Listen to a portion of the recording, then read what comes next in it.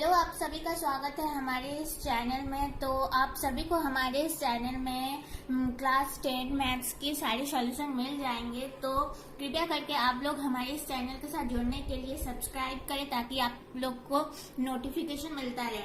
तो चलिए, ये है प्रश्नावली 1.3 वास्तविक संख्या का, और हम लोग ने एक्सरसाइज 1.1 और एक्सरसाइज 1.2 को देख चुके हैं। अगर आप लोगों ने वीडियो नहीं देखा है, कुछ स्टूडेंट ने, तो पहले आप लोग एक्सरसाइज 1 और एक्सरसाइज 1.2 देख लीजिए ताकि आप लोग को एक्सरसाइज 1.3 बहुत अच्छे से समझ में आए। तो चलिए आगे बढ़ते हैं बिना किसी टाइम वेस्ट किए हुए। पहला क्वेश्चन जो है वो है कि सिद्ध कीजिए √5 एक अपरिमेय संख्या है। हमें यहाँ पे सिद्ध करना है कि √5 जो है वो एक अपरिमेय संख्या है। अपरिमेय संख्या ये हमें सिद्ध करना है। तो हम लोग इसे कैसे सॉल्व करेंगे? हम लोग इसे विरोधाभास विधि से सॉल्व करेंगे, ठीक है। तो चलिए देखते हैं क्या होगा। सबसे पहले हम लोग क्या करेंगे कि ये जो √5 है, √5 को हमें अपरिमेय संख्या सिद्ध करना है, लेकिन हम लोग क्या करेंगे, √5 को एक परिमेय संख्या मतलब परिमेय संख्या मानेंगे। लिखेंगे सबसे पहले माना √5 एक परिमेय संख्या है। माना √5 एक परिमेय संख्या है, ठीक है, ये मान लेंगे। तो अगर √5 एक परिमेय संख्या है तो परिमेय संख्या को P/Q के रूप में लिखा जा सकता है।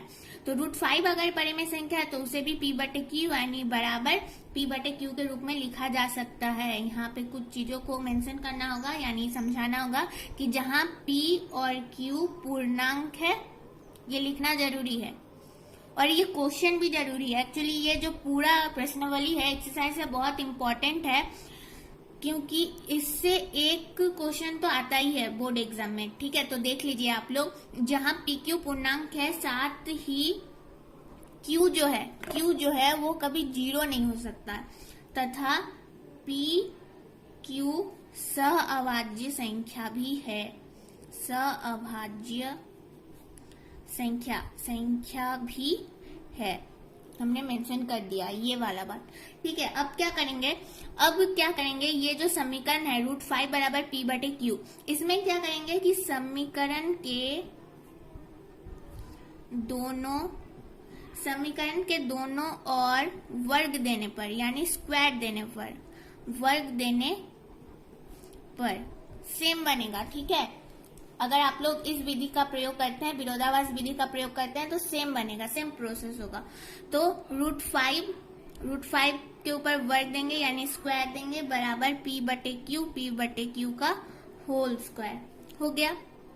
अब देखिए √5 का होल स्क्वायर कितना हो जाएगा, 5। अब बहुतों को समझ में नहीं आएगा कि ये कैसे हुआ, तो यहाँ पे मैं समझाती हूँ। देखिए √5 का स्क्वायर यानी √5 × √5, तो कितना हो जाएगा, √25। √25 का वर्गमूल कितना होता है, 5। प्लस में 5 आया, तो यहाँ पे हम लोग ने डायरेक्ट लिखा 5। यहाँ पे मैंने समझा दिया कि कैसे 5 आया। और P/Q का होल स्क्वायर क्या हो जाएगा, P²/Q² हो गया।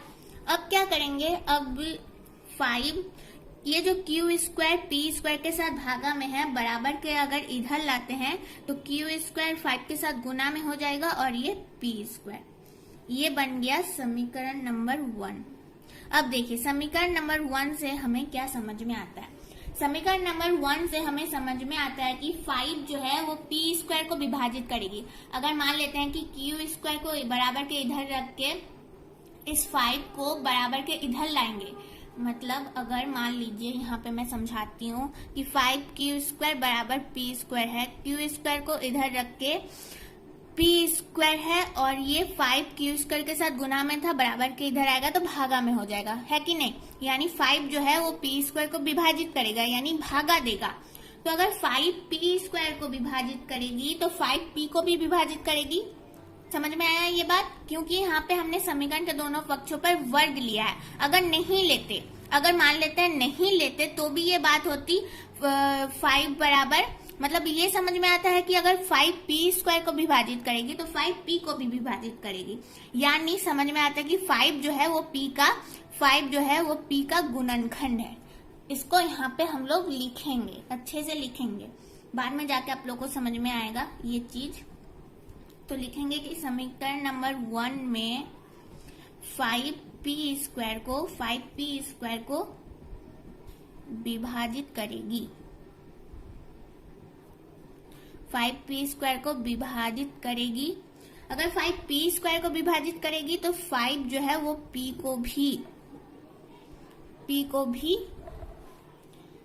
को भी विभाजित करेगी। इससे क्या समझ में आता है? इससे समझ में आता है कि 5 जो है वो p का गुणनखंड है कि नहीं? 5p का गुणनखंड है। समझ में आया? ये समीकरण नंबर 1 की बात हो गई, ठीक है। अब क्या करेंगे? अब लिखेंगे कि मान लेंगे क्या जो है वो p बराबर 5c है, ठीक है। ये मान लिए, ये एज्यूम है। बहुतों को यहाँ पे डाउट हो जाता है, यहाँ पे समझ में नहीं आता है कि ये 5c कहाँ से आया, ये c कहाँ से आया। तो हमने ये माना है, एज्यूम किया है। मैथ में ऐसे माना बहुत जगह जाता है, आप लोग को पता ही होगा। तो यहाँ पे हमने माना है कि माना p बराबर 5c है, ठीक है। माना p बराबर 5c है। तो क्या करेंगे? इस p के मान को समीकरण 1 में रखेंगे। इस p के, यानी ये जो p का मान हमने यहाँ पे माना है, इस p के मान को समीकरण नंबर 1 जो हमें प्राप्त हुआ था, इस p के मान को समीकरण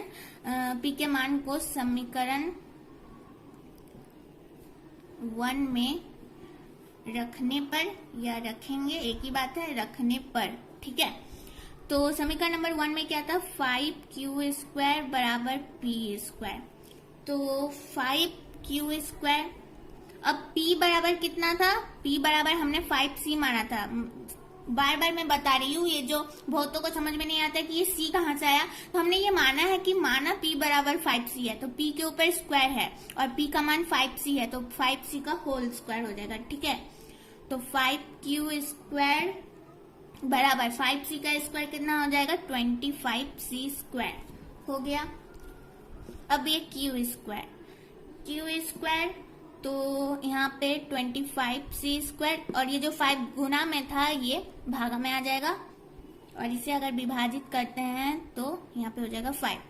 तो q² बराबर 5c² बन गया था। अब देखिए, अब जो है ये 5, इसे अगर इस समीकरण को अगर सीधे तौर पे लिखते हैं, समझाने के लिए मैं सीधे तौर पे लिख रही हूँ, आप लोग चाहे भी तो नहीं लिख सकते हैं, मैं समझाने के लिए लिख रही हूँ। 5c² बराबर q² बराबर 5c², 5c² बराबर q², एक ही बात है, समझाने के लिए लिख रही हूँ, ठीक है। तो जैसे देखिए क्वेश्चन, ये समीकरण नंबर 1 में क्या था? 5q² बराबर p², और यहाँ पे है 5c² बराबर q²। लगभग एक जैसा लग रहा है देखने में। तो अगर समीकरण नंबर 1 में 5p² को विभाजित कर रहा था और 5p को भी विभाजित कर रहा था, और हमें समझ में आ रहा था कि 5p का गुणनखंड है समीकरण नंबर 1 में, तो समीकरण नंबर 2 में क्या समझ में आता है कि 5q² को विभाजित करेगा और 5q को विभाजित करेगा, अतः 5q का भी गुणनखंड है कि नहीं। तो इससे लिखेंगे कि समीकरण नंबर 2 में 5q² को विभाजित करेगा। देखिए 5c² के साथ गुना में है, बराबर के इधर जाएगा तो बट्टे 5 हो जाएगा, q² बट्टे 5। तो समीकरण नंबर 2 में 5q² को विभाजित करेगी, अतः 5 जो है वो q को भी विभाजित करेगी। अतः समझ में आता है कि 5 जो है वो q का गुणनखंड है। समीकरण नंबर 2 में ये समझ में आया, 5p का गुणनखंड है, ठीक है। अर्थात क्या समझ में आता है समीकरण नंबर 1 और समीकरण नंबर 2 से कि 5p और q दोनों को विभाजित करेगी। अर्थात इससे स्पष्ट होता है कि p तथा q सअभाज्य संख्या नहीं है। हमने यहाँ पे क्या माना था, देखिए हमने यहाँ पे माना था कि p q सअभाज्य संख्या भी है, लेकिन क्या समझ में आता है कि 5 जो है वो p को भी विभाजित करेगी, p को भी विभाजित करेगी, q को भी विभाजित करेगी। अर्थात अर्थात p और q सअभाज्य संख्या नहीं है। तो हमने यहाँ पे कैसे मान लिया कि अभाज्य संख्या है। देखिए यहीं पे समझने वाली बात है, यहीं पे पूरा मैथ का मॉडल है कि हमने यहाँ पे माना था कि p q सअभाज्य संख्या है। अच्छा, सअभाज्य संख्या क्या होता है, सबसे पहले ये देख लीजिए, डाउट क्लियर करना चाहिए। सअभाज्य संख्या ऐसा होता है कि मतलब एक ही संख्या से, मतलब एक संख्या दो संख्या से विभाजित नहीं होगी। तो यहाँ पे 5 जो है वो p को भी विभाजित करी है, q को भी विभाजित करी है। इससे पता चलता है p q सअभाज्य संख्या नहीं है, लेकिन यहाँ पे हमने माना था कि सअभाज्य संख्या है। तो हमसे ऐसी गलती क्यों हुई, हमसे ऐसी गलती क्यों हुई, क्योंकि हमने यहाँ पे गलत माना था कि √5 एक परिमेय संख्या है। अर्थात इससे समझ में आता है कि √5 एक अपरिमेय संख्या है, ये त्रुटि उत्पन्न हुई थी। ऐसे ही विरोधाभास विधि में मैथ बनेगा। अच्छा, समझ में तो आ गया। यहाँ पे देख लीजिए समीकरण नंबर 2 में 5q² को विभाजित करेगी या तो 5q को भी विभाजित करेगी या तो 5q का गुणनखंड है। अब हमें क्या लिखना है कि समीकरण नंबर 1, 2 में 5 जो है 5p/q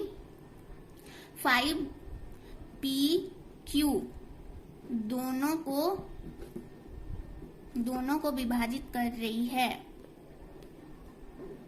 दोनों को विभाजित करी है। अर्थात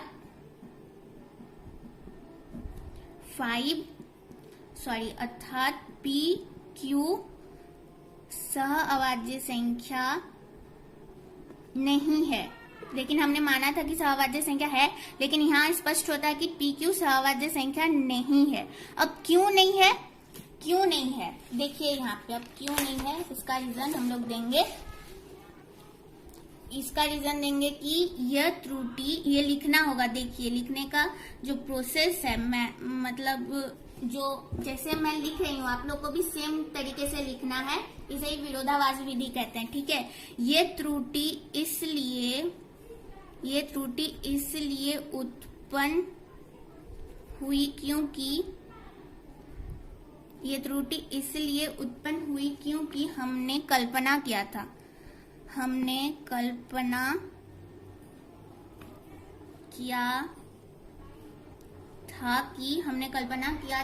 कि √5 एक परिमेय संख्या है।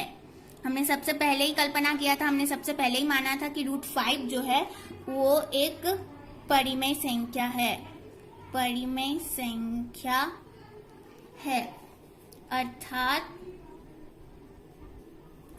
अर्थात इससे स्पष्ट होता है कि, आप लोग लिख सकते हैं, अर्थात इससे स्पष्ट होता है कि √5 एक अपरिमेय संख्या है। हमसे त्रुटि हुई थी मानने में, सबसे पहले ही हमने माना था कि √5 एक परिमेय संख्या है, इसे त्रुटि हुई थी कि √5 एक परिमेय संख्या है, लेकिन समझ में आ गया कि यहाँ पे √5 जो है वो अपरिमेय संख्या है। देखिए मैंने बहुत अच्छे से समझाने की कोशिश की है, लेकिन अगर आप लोग को कहीं भी डाउट होता है तो कमेंट बॉक्स में कमेंट कर सकते हैं आप लोग। ठीक है, बहुत इजी था। अगर आप लोग को एक क्वेश्चन समझ में आ गया ना इस एक्सरसाइज का 1.3 का, क्वेश्चन नंबर 1 ही अगर आप लोग को समझ में आ गया तो क्वेश्चन नंबर 2, क्वेश्चन नंबर 3 बहुत आसानी से बन जाएगा। वो जो 2 क्वेश्चन है इससे और भी इजी है और बहुत इंपॉर्टेंट है ये एक्सरसाइज, बिकॉज एक ना एक क्वेश्चन तो बोर्ड एग्जाम में जरूर पूछा जाता है, वो भी 6 नंबर का। तो आप लोग बेहतर तरीके से इसे समझ लीजिए, बेटर रहेगा। तो चलिए अब क्वेश्चन नंबर 2 की तरफ बढ़ते हैं। क्वेश्चन नंबर 2 बहुत इजी है, बहुत जल्दी समझ जाइएगा आप लोग। तो चलिए देखते हैं। अब चलिए क्वेश्चन नंबर 2 की तरफ बढ़ते हैं। तो क्वेश्चन नंबर 2 में देखिए, सिद्ध कीजिए कि 3 + 2√5 एक अपरिमेय संख्या है। यहाँ पे हमें प्रूव करना है कि 3 + 2√5 एक अपरिमेय संख्या। ये क्वेश्चन नंबर 1 से भी बहुत इजी तरीके से बनेगा, तो जल्दी देख लेते हैं। एंड क्वेश्चन नंबर जो 3 है वो भी सेम तरीके से ही बनेगा क्वेश्चन नंबर 2 की तरह। तो क्वेश्चन नंबर 2 समझ लीजिए, क्वेश्चन नंबर 3 आसानी से बन जाएगा। तो देखिए यहाँ पे हम क्वेश्चन नंबर 1 की तरह ही पहले क्या करेंगे, लिखेंगे कि माना, विरोधाभास विधि से ही बनाएंगे तो सेम तरीके से बनेगा कि लिखेंगे माना 3 + 2√5 एक परिमेय संख्या है। हमें यहाँ पे अपरिमेय संख्या सिद्ध करना है, लेकिन हम यहाँ पे क्या मानेंगे कि माना 3 + 2√5 एक परिमेय संख्या है। आसान सा लॉजिक है, देखिए आसान सा लॉजिक है, सिर्फ समझने का देर है, फिर आप लोग के हाथ में है ये। तो माना 3 + 2√5 एक परिमेय संख्या है। तो अगर परिमेय संख्या है 3 + 2√5 तो उसे हम लोग P/Q के रूप में लिख सकते हैं, क्योंकि परिमेय संख्या को P/Q के रूप में लिखा जाता है।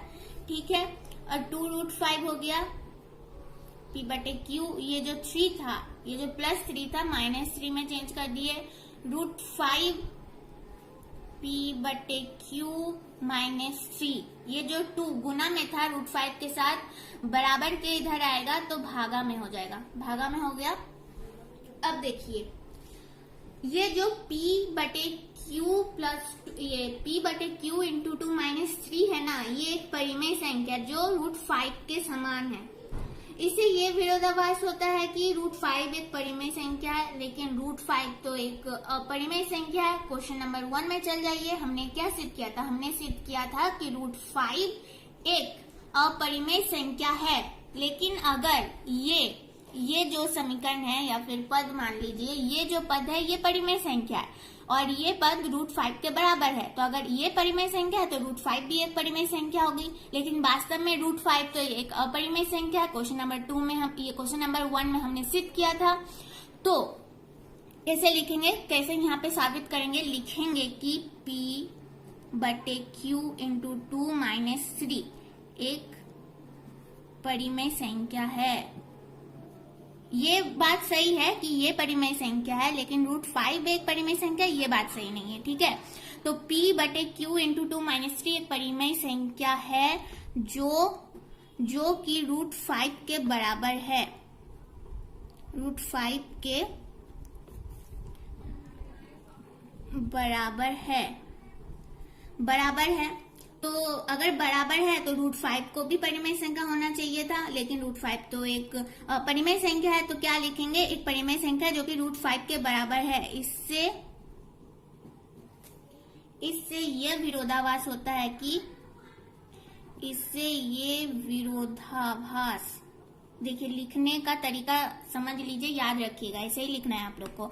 इससे ये विरोधाभास होता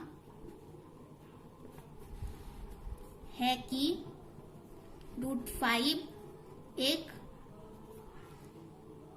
परिमेय संख्या है।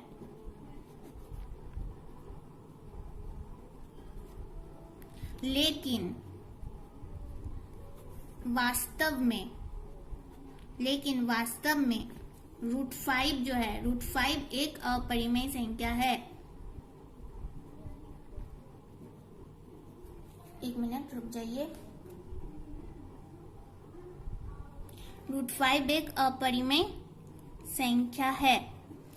तो ये हमें क्यों लगा था कि यहाँ पे √5 एक परिमेय संख्या है, क्योंकि हमने गलत कल्पना किया था। लेकिन लिखना होगा यहाँ पे यह त्रुटि इसलिए उत्पन्न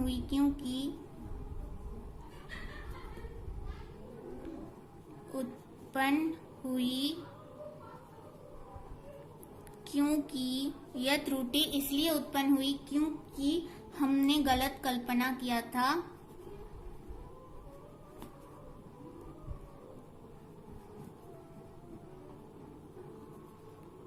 कि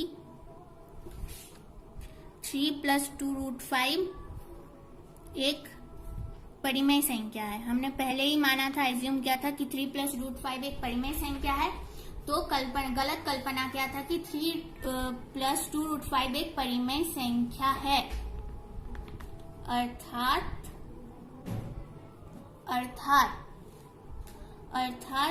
3+2√5 एक अपरिमेय संख्या है।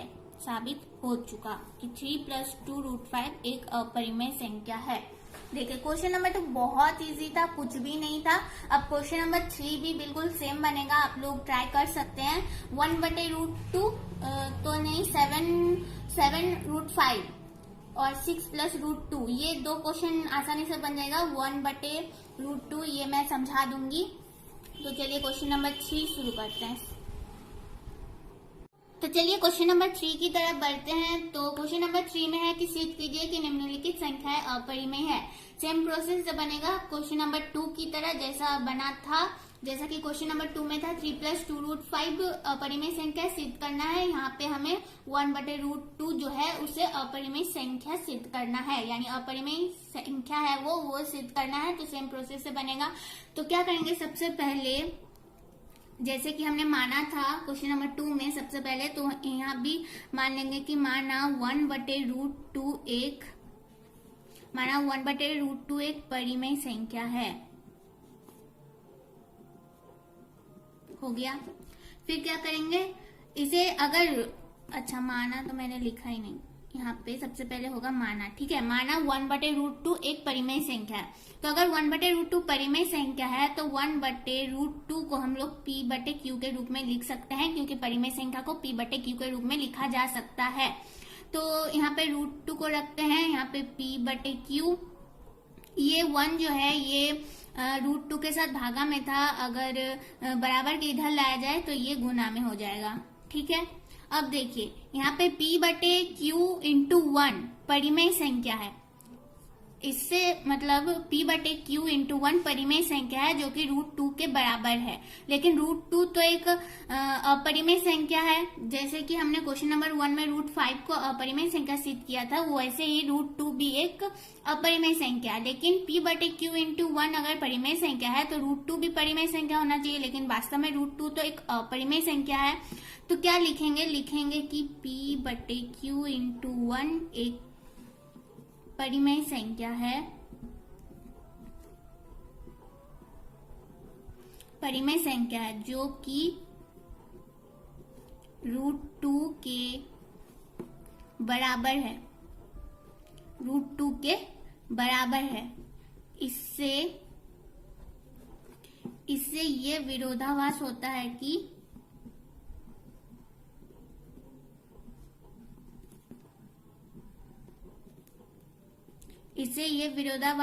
कि √2 एक परिमेय संख्या है,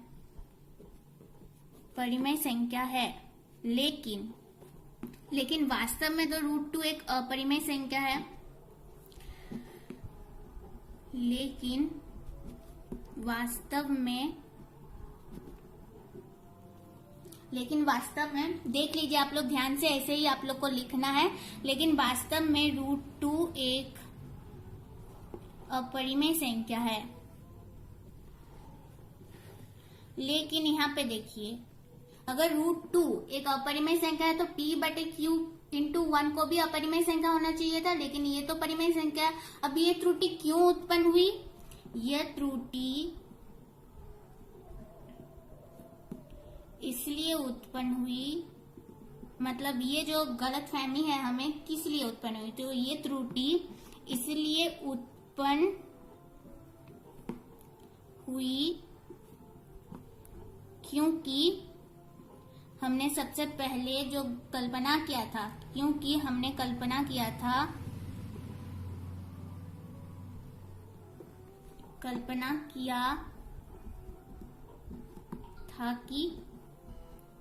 1/√2 एक परिमेय संख्या है, जो कि गलत कल्पना किया था हमने। परिमेय संख्या है, आप लोग लिख सकते हैं, अर्थात 1/√2 एक अपरिमेय संख्या है। आप लोग लिख लीजिएगा, यहाँ पे मैं लिख देती हूँ, अर्थात 1/√2 एक अपरिमेय संख्या है। बन गया। ये था क्वेश्चन नंबर 3 का सेक्शन नंबर 1। अब देखिए सेक्शन नंबर 2 को देख लेते हैं और सेक्शन नंबर 3 बिल्कुल सेम बनेगा। तो क्वेश्चन नंबर 2 मैं समझा देती हूँ, आप लोग क्वेश्चन नंबर 3 खुद से बना सकते हैं। 7 इंटू रूट 5, 7 इंटू रूट 5 क्या करेंगे, इससे हमें अपरिमेय संख्या सिद्ध करना है। अपरिमेय संख्या सिद्ध करना है, लेकिन हम लोग क्या करेंगे, सबसे पहले इसे मान लेंगे कि माना 7 रूट 5 एक परिमेय संख्या है। इसे ही विरोधाभास विधि से बनाया जाता है। सबसे पहले क्या करेंगे, उल्टा मान लेंगे हम लोग। परिमेय संख्या सिद्ध करना है, लेकिन हम लोग यहाँ पे मान लेंगे कि माना 7 रूट 5 एक परिमेय संख्या है, परिमेय संख्या है। तो अगर ये परिमेय संख्या है तो 7 रूट 5 को हम लोग p बटे क्यू के रूप में लिख सकते हैं, क्योंकि परिमेय संख्या को p बटे क्यू के रूप में लिखा जा सकता है। रूट 5 p बटे क्यू, 7 गुना में था, बराबर के इधर आएगा तो गुना में चेंज हो जाएगा, सॉरी भागा में चेंज हो जाएगा। एक्चुअली ये 7 जो था वो रूट 5 के साथ गुना में था, बराबर के इधर आया तो भागा में चेंज हो गया p के साथ। तो देखिए क्वेश्चन नंबर 1 में हमने सिद्ध किया था कि रूट 5 एक अपरिमेय संख्या है, लेकिन यहाँ पे p बटे क्यू इंटू 7 जो है ये परिमेय संख्या है। समझ में आ रहा है ये हमें। तो अगर ये परिमेय संख्या है तो रूट 5 को भी परिमेय संख्या होना चाहिए था, क्योंकि रूट 5 बराबर है p बटे क्यू इंटू 7 से। तो अगर ये परिमेय संख्या है तो इसे भी परिमेय संख्या होना चाहिए था, और रूट 5 परिमेय संख्या है तो इसे भी अपरिमेय संख्या होना चाहिए था, लेकिन ऐसा तो नहीं है। रूट 5 एक परिमेय संख्या है और p बटे क्यू इंटू 7 एक परिमेय संख्या है। तो देखिए इससे क्या समझ में आता है कि लिखेंगे p बटे क्यू इंटू 7 एक परिमेय संख्या है, लेकिन इसे कुछ अलग तरह से लिख के देखते हैं। p बटे क्यू इंटू 7 एक परिमेय संख्या है, लेकिन रूट 5 वास्तव में, आप लोग चाहे तो उस तरह से भी लिख सकते हैं जैसे मैंने क्वेश्चन नंबर 1 में लिखा, और ये है question number 2, sorry question number 2 में जैसा मैं लिख रही हूँ आप लोग वैसा भी लिख सकते हैं, कारण लिख सकते हैं ऐसा। p बटे क्यू इंटू 7 एक परिमेय संख्या है, लेकिन रूट 5 वास्तव में एक अपरिमेय संख्या है, जैसा कि हमने क्वेश्चन नंबर 1 में सिद्ध किया था, अपरिमेय संख्या है। और ये त्रुटि इसलिए उत्पन्न हुई थी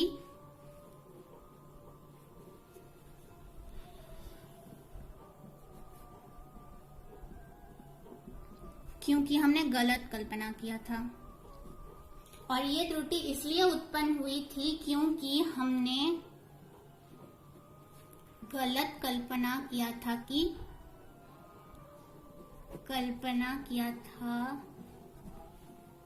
कि 7 रूट 5 एक परिमेय संख्या है। हमने सबसे पहले यही माना था, देखिए सबसे ऊपर में माना 7 रूट 5 एक परिमेय संख्या है, जो कि हमने गलत माना था, किया था कि 7 रूट 5 एक परिमेय संख्या है। हम लोग लिख सकते हैं, अर्थात इससे ये समझ में आता है कि 7 रूट 5 एक अपरिमेय संख्या है। बहुत सिंपल था ये एक्सरसाइज। आई होप आप लोग को समझ में आ चुका होगा। अगर नहीं समझ में आता है तो कमेंट बॉक्स में कमेंट कर सकते हैं। एंड हाँ, आगे भी एक्सरसाइज मतलब आगे के क्वेश्चन भी मैं जल्दी जल्दी बनाती रहूंगी, आप लोग का सिलेबस कंप्लीट करा दूंगी मैं जल्दी ही। तो प्लीज आप लोग सब्सक्राइब कीजिए, और अगर ये वीडियो आप लोग को समझ में आया है तो प्लीज लाइक करना ना भूले, अपने दोस्तों के साथ जरूर शेयर कीजिए। एंड अगर कहीं भी प्रॉब्लम होता है तो कमेंट बॉक्स में कमेंट कीजिएगा। तो आज के लिए बस इतना ही। ये था एक्सरसाइज 1.3 वास्तविक संख्या का, और ये है क्लास 10 का।